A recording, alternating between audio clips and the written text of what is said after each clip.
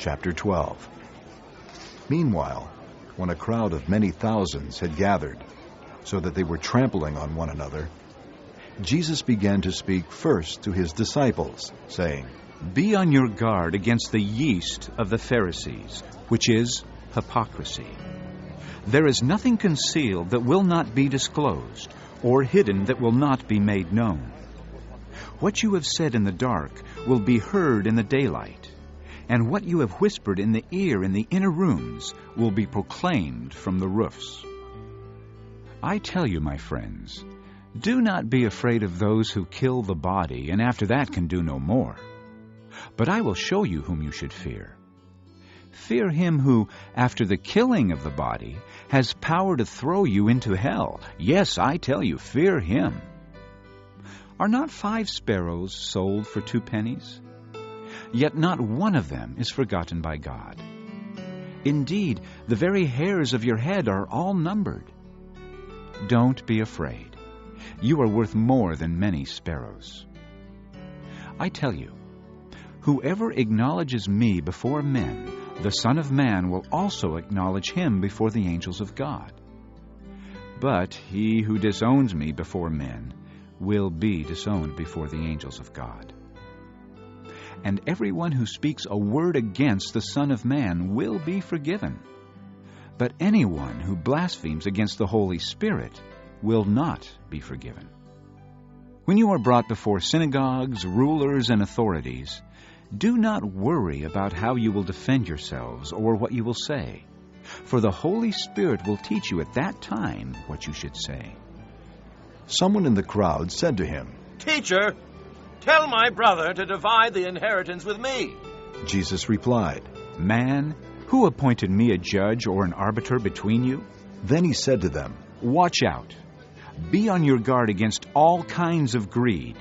A man's life does not consist in the abundance of his possessions."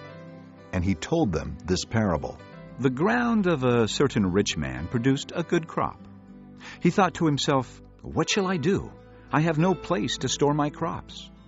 Then he said, "This is what I'll do. I will tear down my barns and build bigger ones, and there I will store all my grain and my goods. And I'll say to myself, you have plenty of good things laid up for many years. Take life easy, eat, drink, and be merry." But God said to him, "You fool, this very night your life will be demanded from you. Then who will get what you have prepared for yourself? This is how it will be with anyone who stores up things for himself, but is not rich toward God." Then Jesus said to his disciples, "Therefore I tell you, do not worry about your life, what you will eat, or about your body, what you will wear. Life is more than food, and the body more than clothes. Consider the ravens. They do not sow or reap. They have no storeroom or barn.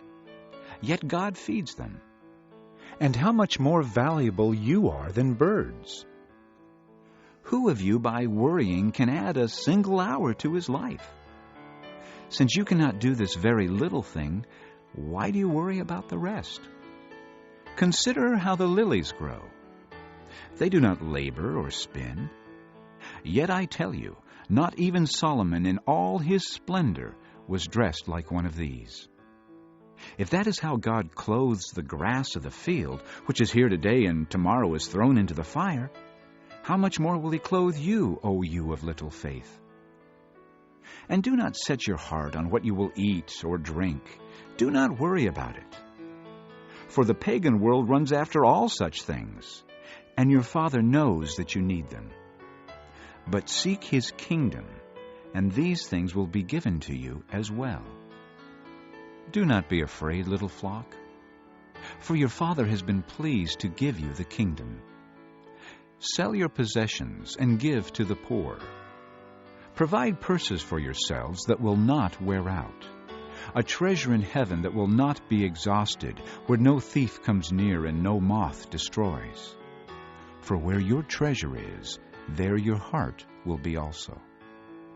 Be dressed, ready for service, and keep your lamps burning, like men waiting for their master to return from a wedding banquet, so that when he comes and knocks, they can immediately open the door for him.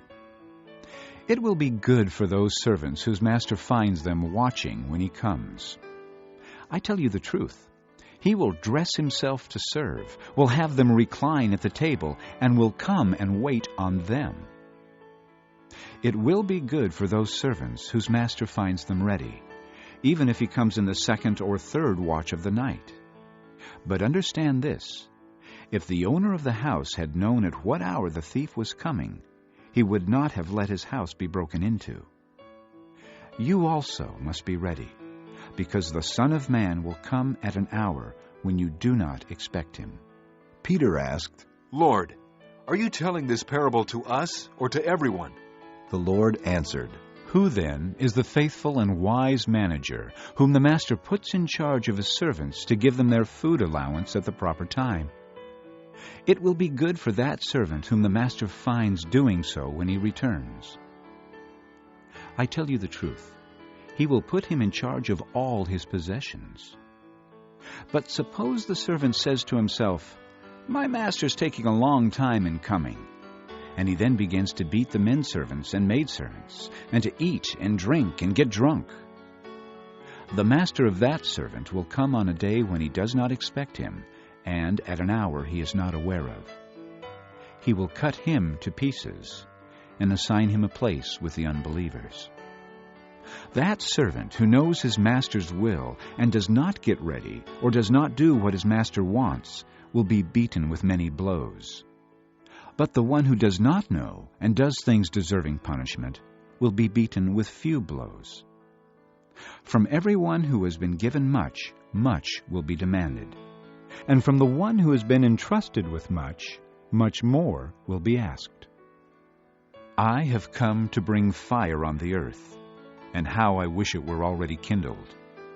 But I have a baptism to undergo, and how distressed I am until it is completed. Do you think I came to bring peace on earth?